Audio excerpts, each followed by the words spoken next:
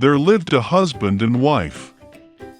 For a long time they already wanted to have a child, but he was not there. Oh. One day, my wife fell ill. The husband asked her what she wants the most. The wife replied that there was a magnificent garden nearby, where many of the most beautiful flowers grow.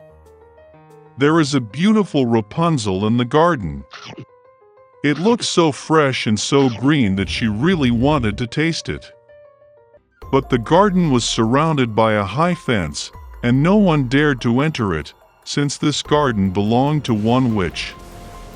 She possessed great power, and everyone in the world feared her. The husband loved his wife very much, and decided to get a Rapunzel for her, no matter what it cost him. And so at dusk he climbed over the stone fence into the sorceress's garden, in a hurry picked up a whole handful of green Rapunzel, and brought it to his wife. She immediately made herself a salad from it, and ate greedily. She liked this salad so much that the next day she wanted even more than before. The husband made his way into the garden again, but the witch was already standing in front of him. She glared at him angrily and said that he would pay a lot for stealing the Rapunzel. He asked the witch not to be angry, because he tore off the Rapunzel for his wife, who was very ill. And he loves her so much. Okay. The witch's anger passed a little, and she said that if it was true, she would allow him to collect as much Rapunzel as he wanted, but on one condition. He will have to give the witch the child who will be born to his wife. The husband agreed with fear. When the wife gave birth to a daughter, the witch immediately appeared, took the child with her, and named her Rapunzel. Rapunzel became the most beautiful girl in the world. When she was 12 years old, the witch locked her in a tower. That tower was in the forest, and it had no doors or stairs. Only at the very top was a small window. When the witch wanted to climb the tower, she called Rapunzel to pull her sides down. And Rapunzel had long, beautiful hair. She hears the voice of the witch, loosens her braids, ties them up to the window hook, and the hair falls down, and the witch then climbs up, clinging to them. Hello. Several years passed, and the king's son happened to ride a horse through the forest where the tower stood. Suddenly he heard singing, and it was so pleasant that he stopped and began to listen. Rapunzel sang it in her wonderful voice. The prince wanted to climb up. He began to look for the entrance to the tower, but it was impossible to find him. He once saw how the witch climbs up the braids that Rapunzel lowered her. And the next day, when it was already getting dark, the prince drove up to the tower and called Rapunzel. She heard, pulled her braids down, and the prince climbed up. Rapunzel, seeing that a man she had never seen came to her, was very frightened at first. But the prince spoke to her affectionately and said that his heart was so touched by the singing that he decided to see her without fail. Then Rapunzel ceased to be afraid, and when he asked if she agreed to marry him, she gave her consent and held out her hand to him. But they just did not know how to go down together. They figured out that when the prince came, he would always take a piece of silk with him, and Rapunzel would weave a ladder out of it. And when the ladder is ready, they will go down it together and leave. The sorceress did not notice anything until one day Rapunzel asked why it is easier to drag the prince up. The sorceress understood everything, got angry and clutched in rage at Rapunzel's beautiful hair. I wrapped them around my left arm several times, and with my right grabbed the scissors and cut them off. She took the sorceress into the dense thicket of Rapunzel and hid her there. She tied the severed braids to the window hook, and when the prince appeared, she pulled them down. The prince climbed up and saw the witch. She looked at him with her malicious look and said that he would never see Rapunzel. The king's son was beside himself with grief and jumped out of the tower in despair, but the thorny thorns of the bushes, on which he fell, gouged out his eyes. The blind prince wandered for several years in grief and sorrow through the forest, all the time grieving and crying for his beloved lost. Once he went into a dense thicket. Suddenly the prince heard someone singing. It seemed so familiar to him, and he went to meet him. When he came closer, Rapunzel recognized him, threw herself on his neck and cried bitterly with joy. 2 tears fell in his eyes, and the prince regained his sight and began to see as before. He brought her to his kingdom, and they lived for many, many years in happiness and joy. Once upon a time there lived an old man and an old woman in a small house on the edge of the forest.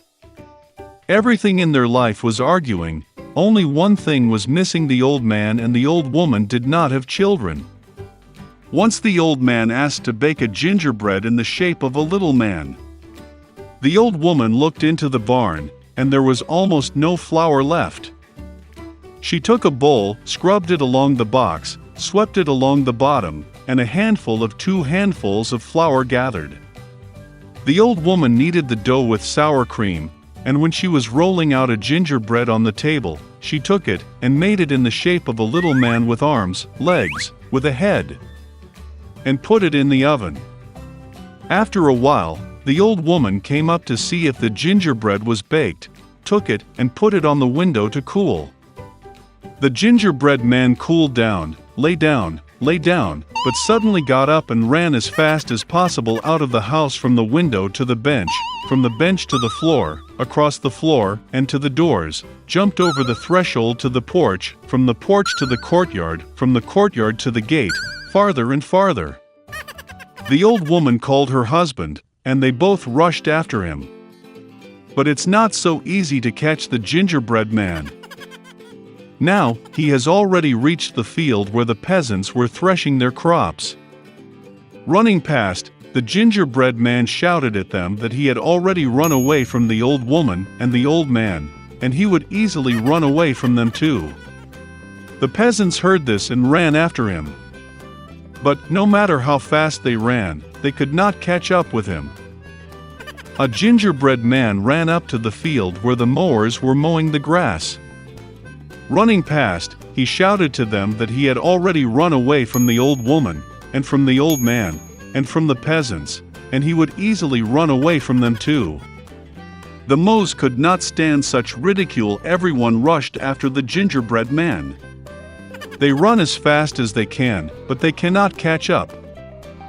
And towards the little man the cow is walking, he shouted to her that he had already run away from the old woman, and from the old man, and from the peasants, and from the mowers, and he would easily run away from her too. The cow got angry, and also rushed after the gingerbread man. Only he cannot catch up. And to meet him a pig. The little man shouted that he had already fled from the old woman, and from the old man, and from the peasants, and from the mowers, and from the cow, and he would easily run away from her too. A pig screeched and ran after. Only she could not catch up, she was too fat. A gingerbread man runs along the road, and a hare meets him.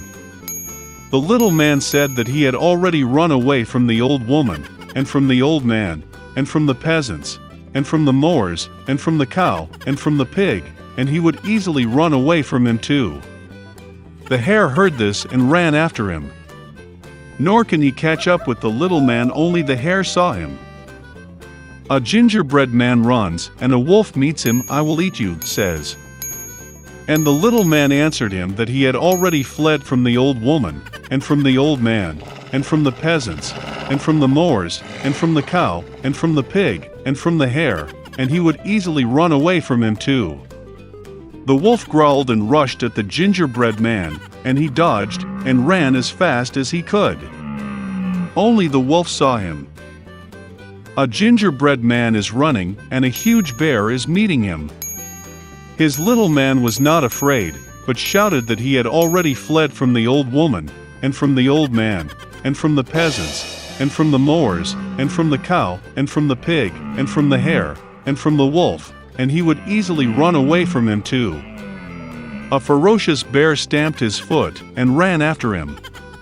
But the bear was too slow to catch up with the fast gingerbread man. A gingerbread man runs, and a fox meets him. The fox was very cunning, but the little man did not know this. Therefore, out of habit, he began to shout that he had already fled from the old woman, and from the old man, and from the peasants, and from the mowers, and from the cow, and from the pig, and from the hare, and from the wolf, and from the bear, which means he will easily run away from her too. The fox listened to the end, and said that she was very old, did not hear anything. She came closer to the little man and asked him to repeat it. Obeyed her silly gingerbread man, and began to brag again. The fox listened to the end, and said that she still did not hear anything. She came even closer to the little man and asked him to repeat it again.